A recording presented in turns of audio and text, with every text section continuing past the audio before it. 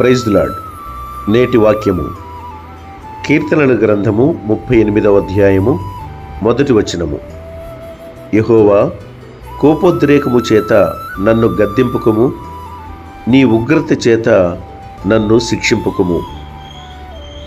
దేవుడు ప్రేమ కలిగినవాడు, శాంతి సమాధానములకు అధిపతి. సమస్త మానవాళి ఎడల తన కృపను చూపు దేవుడిగా ఉన్నాడు. అలాంటి దేవుడు మానవాళి మీద ఎందుకు కోపాన్ని ప్రదర్శిస్తారు? ఎందుకు మానవుల్ని ఆయన గద్దిస్తారు? ఎందుకు తన ఉగ్రత చేత శిక్షిస్తారు అంటే, మానవుడు తాను చేస్తున్న పాపముల ద్వారా దేవునికి విరోధకరమైన జీవితాలు జీవించేటప్పుడు ఆయన కోపాన్ని ప్రదర్శిస్తూ ఉంటాడు. అందుకే భక్తుడు అంటూ ఉన్నాడు, నా దోషములు నా తల మీదుగా పొర్లిపోయినవి, నేను మోయలేని బరువు వలె అవి నా మీద మోపబడి ఉన్నవి అంటాడు.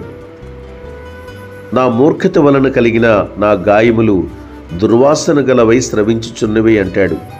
అంటే మానవుడు చేసే భయంకరమైన పాపము దేవునికి కోపాన్ని పుట్టించి ఆ మానవుని మీద తన కోపాన్ని ప్రదర్శించేటువంటి స్థితిలోనికి తీసుకువెళ్ళినప్పుడు ఆయన ఉగ్రత చూపి ఆ వ్యక్తిని శిక్షిస్తాడు.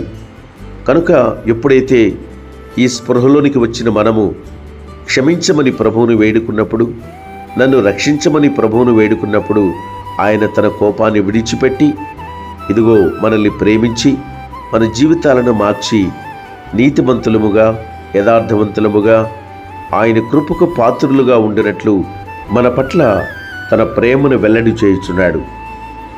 అందుకని ఆయన వాక్యానికి లోబడి ఆయన మాటకు విధేయులమై ఆయనను సంతోషింపచేయుదుముగాక.